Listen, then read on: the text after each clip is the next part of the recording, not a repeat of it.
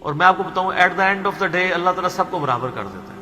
آپ دیکھیں گے کئی لوگ ہیں جن کی زندگی کے اوائل انتہائی دکھ میں گزرے ہیں لیکن پھر پوری زندگی اللہ تعالیٰ نے ان کو سکھی رکھا ہے.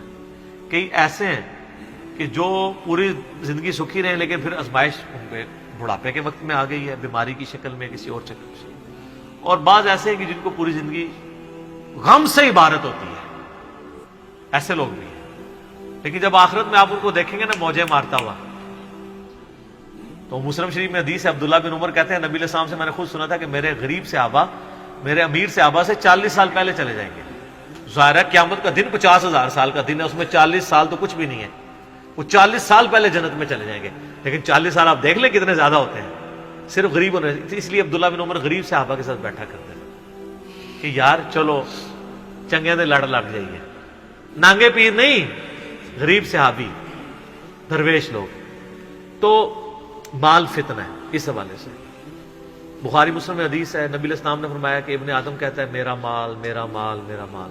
حالانکہ تیرا مال تو وہ ہے جو تو نے کھا لیا یا پہن کر بوسیدہ کر لیا یا اللہ کی راہ میں خرچ کر کے آخرت کے لیے ذخیرہ کر لیا. باقی تو تیرے ورثہ کا مال ہے. بخاری مسلم میں حدیث ہے انسان کے 3 دوست ہیں. ایک وہ ہے کہ جو ساتھ جاتا ہے قبر کے اندر، 2 باہر ہی رہ جاتے ہیں.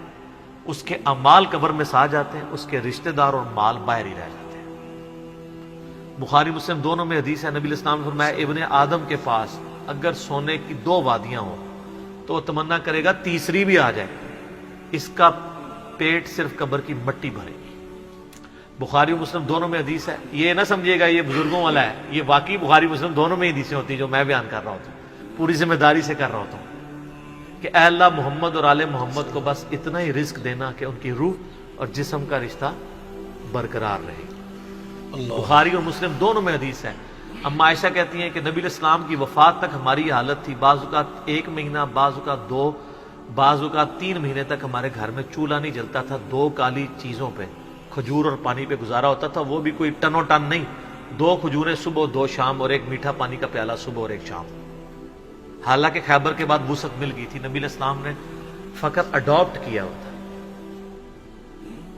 بخاری مسلم دونوں میں حدیث ہے جب نبی علیہ السلام نے ایلا کیا تھا 1 مہینے کے لیے اپنی بیویوں سے ناراض ہو کے چھت پہ شفٹ ہو گئے تھے، جو حضرت عمر ان کو ملنے گئے تھے. آپ کے جسم مبارک پہ چٹائی کے نشان تھے تو حضرت عمر رو پڑے، یا رسول اللہ کیسر و کسرا تو دنیا کے مزے لوٹ رہے ہیں اور آپ اللہ کے رسول ہو کے یہ حالت آپ کی. آپ نے فرمایا کہ اے عمر کیا تم اس بات پہ راضی نہیں ہو کہ کیسر و کسرا دنیا کے مزے لوٹے اور ہم آخرت کی سعادت؟ اے عمر کیا دنیا کی حقیقت ابھی بھی تجھ پہ نہیں کھلی؟ سر نبی علیہ السلام سے اتنے سخت جملے جس عمر نے سنے ہوئے تھے نا، وہی عمر اس قابل تھا کہ اس کے دور میں رومن اور پرشین امپائر گرتی اور 1 ٹکا آرام کا کسی کو نہ کھانے دیتا، ٹنڈ کے رکھا ہوا تھا. حضرت عمر کے بعد کیا ہوا ہے؟ مینجمنٹ کمزور ہو گئی ہے، وظیفوں پہ لوگ لگ گئے، تھیندے ٹھیک ہے. اسی لیے کہا جاتا ہے ابو بکر اور عمر کی خلافتیں خلافتیں محفوظہ ہیں اور عثمان و علی کی خلافتیں مفتونہ ہیں. اس لیے نہیں کہ وہ خلفاء برے تھے، اس لیے کہ اس میں فتنے کا دور تھا، وہ اسپیشل پروٹیکشن. بخاری مسلم میں حدیث ہے میری امت اور فتنوں کے درمیان دروازہ عمر ہے، جب یہ دروازہ توڑ دیا جائے گا فتنے شروع ہو جائیں گے. وہ فتنے کیا شروع ہوئے؟ دنیا کی محبت. جو بخاری میں حدیث نہیں ہے، وہ جو نبی علیہ السلام جب ہجرت کر رہے تھے تو حضرت ابوبکر رضی اللہ تعالیٰ عنہ آپ کے ساتھ تھے. تو ایک شخص جو کافروں کی طرف سے 100 اونٹ انعام رکھا گیا تھا تو وہ پیچھا کرتے. ابن جوشم، کیا نام تھا اس کا؟ سوراقہ ابن مالک ابن جوشم. وہ پیچھے آیا، اس کا گھوڑا دھس گیا. 2-3 بار ہوا، اس کو یقین ہو گیا. اس نے کہا میں آپ کی کوئی مدد کر سکتا ہوں تو بتائیں. تو حضرت بکر نے کہا کہ بس ادھر کی طرف نہ کسی کو آنے دینا ہمارا پیچھا کرنے کے لیے. تو پھر وہ جب جانے لگا تو پیچھے سے آواز دی اور کہا کہ رسول اللہ صلی اللہ علیہ وسلم کہہ رہے ہیں کہ میں سوراقہ کے ہاتھوں میں کسرا کے کنگن دیکھ رہا ہوں. تو وہ بڑا مسکرایا، وہ کہنے لگا کسرا دنیا کی سپر پاور اور اس کا جو بادشاہ جو لباس پہنتا ہے اتنا مہنگا، وہ میرے اوپر دیکھ رہے ہیں. اور دل میں شاید اس نے یہ بھی سوچا ہو کہ اپنی حالت یہ ہے کہ جان بچا کے 2 بندے چوری چھپے مدینہ جا رہے ہیں اور ہمیں یہ بشارت سنا رہے ہیں. تو نبی علیہ السلام کو یہ پتا بھی تھا کہ امت کے لیے خزانے کھلیں گے، تب بھی آپ نے فقر اختیار کیا تاکہ امت پیچھے سے مال پانی نے شروع کر دے. کیونکہ ترمذی کی حدیث ہے ہر امت کا کوئی نہ کوئی فتنہ ہے، میری امت کا فتنہ مال ہے، سیدھی سی بات ہے. اور پھر حضرت عمر کے دور میں پھر کسرا کا جب لباس آیا تو کہا سراقہ کدھر ہے، پہنایا اور کہا چل کے بتاؤ. جب چلے تو پھر کہا لا دے. اس نے کہا میں مالک ان کا نہیں، نبی علیہ السلام نے صرف اس کا کہا تھا یہ مسلمانوں کا مال ہے، بیت المال میں جمع ہوگا، تو ملکیت نہیں اس کی حاصل کر سکتا، یہ ایونلی ڈسٹریبیوٹ ہوگا.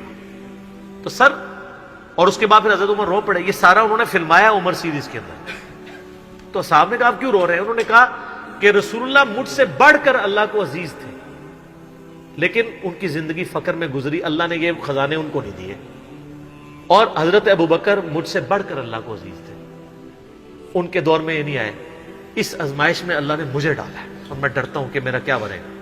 اسی لیے بخاری مسلم میں آتا ہے نا، جب ان کو زخم لگا اور لوگ نا امید ہو گئے تو پھر لوگ آ کے ان کی فائنل زیارت کر رہے تھے، کیونکہ کھاتے پیتے تھے تو وہ میدا کٹا ہوا تھا، نکل جاتا تھا. اسی حالت میں بخاری میں آتا ہے ایک نوجوان آیا، اس کا تہمت ٹخنوں سے نیچے لٹک رہا تھا.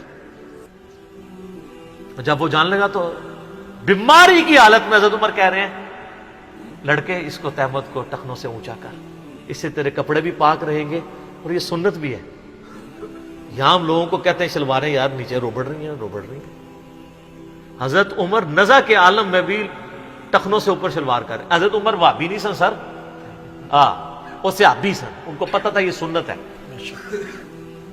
اور نزع کے عالم میں تہمت اوپر کروا رہے ہیں، یہ بخاری کے الفاظ ہیں. اور وہاں پہ آگے صحابہ کرام کہہ رہے ہیں کہ اللہ تعالیٰ عمر پر رحم فرمائے، اے امیر المومنین آپ کی وجہ سے اللہ نے مسلمانوں کو اتنی فتوحات دیں، رومن امپائر گری، قادسیہ، یرموک، مسلمانوں کو فتوحات ملی، امید ہے اللہ تعالیٰ آپ کے لیے بہت اجر رکھے گا. انہوں نے کہا کہ مجھے اللہ تعالیٰ میری ان خدمات کے عوض اگر برابر بھی چھوڑ دے کہ میرے گناہ اور نیکیاں برابر ہو جائیں تو واللہ میں کامیاب ہو گیا. میں اللہ سے اتنا ڈرتا ہوں. یہ انہوں نے کوئی ایکٹنگ نہیں کی، نہ یہ میں کہوں گا کہ ان کی عاجزی تھی، یہ ریالٹی تھی. جس کو خدا کا تعارف ہے وہ واقعی جانتا ہے کہ اللہ بڑا ڈاڈا ہے. حضرت ابوبکر نے جب مشورے کے بعد حضرت عمر کو نامزد کیا تھا تو آپ کو پتہ ہے حضرت عمر کو کیا نصیحت کی تھی؟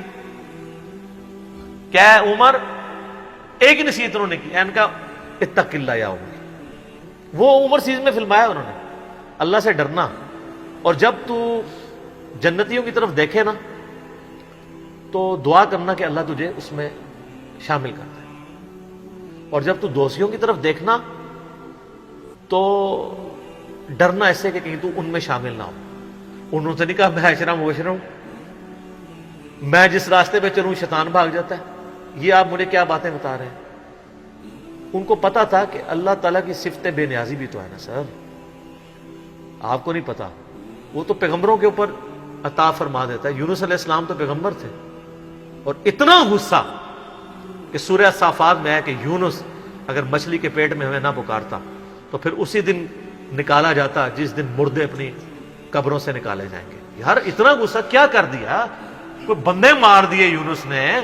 آپ یوٹیوب میں کلپ دیکھیں یونس علیہ السلام کا واقعہ تو آپ کو پتہ چلے گا. سر اللہ اپنے معاملات میں بہت سخت ہے. اللہ وہ نہیں ہے جس کا تعارف آپ کو کروایا گیا. پچھلے دنوں بھی وہ ہمیں ایک لیٹر کہیں کسی نے بھیجا تو پھر ہم نے ان کو بھیجا کہ آپ میرا کلپ دیکھیں، اللہ کی رحمت سے دھوکہ، اور انجینئر محمد علی مرزا صاحب لکھے. تو اس میں وہ کہہ رہے تھے، وہ تارج میر صاحب کہتے ہیں کہ آج کل کے مبلغین نے لوگوں سے ان کا رب بھی چھین لیا اور ان کو ڈراتے رہتے ہیں. سر کیوں نہ ڈرائیں اللہ کے بندو، قرآن کا ڈومیننٹ پورشن ہے ہی تذکیر ہے، بلکہ قرآن کا تعارف ہی تذکیر ہے، نصیحت ہے، ڈر سنانا ہے، ڈر سنانا.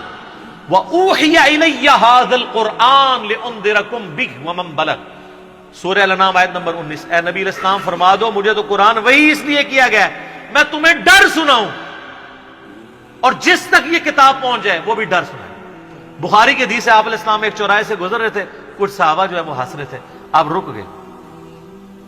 پھر آپ نے فرمایا جو کچھ میں جانتا ہوں نا تم جانتے ہوتے نا تو بہت کم ہنستے زیادہ رویا کرتے. بخاری مسلم میں حدیث ہے، عبداللہ بن عمر کہتے ہیں نبی علیہ السلام نے میرے کندھے پہ یوں ہاتھ رکھ کے نا فرمایا تھا عبداللہ اپنے آپ کو مردوں میں شمار کرنا، یعنی سمجھو کہ آج میں گیا ہی کہ گیا۔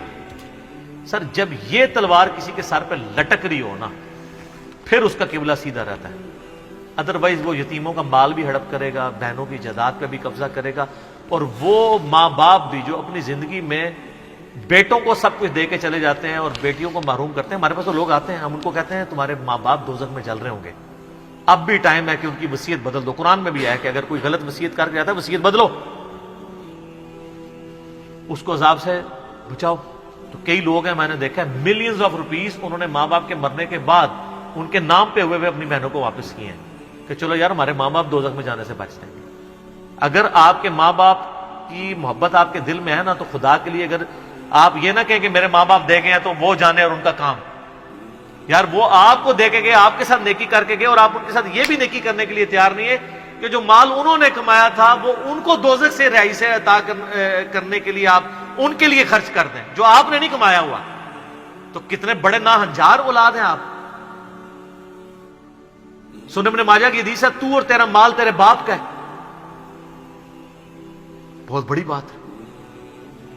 ماں باپ بغیر اجازت کے بھی اپنے اولاد کے مال میں سے لے سکتے ہیں، یہ ذہن میں رکھیے گا، بڑا حق ہے۔ اور آپ لوگ یہ کام کر رہے ہیں، اور جو ماں باپ کر رہے ہیں خدا کے لیے ان کے پاؤں پکڑنے پڑتے ہیں، پاؤں پکڑے، ان کو کہیں کہ خدا کے لیے بہنوں کو اس طرح نہ کیا کریں۔ او جی ان کو جناب وہ جیز دے دیا تھا، وہ جیز تو زندگی میں دیا، وہ گفٹ ہے،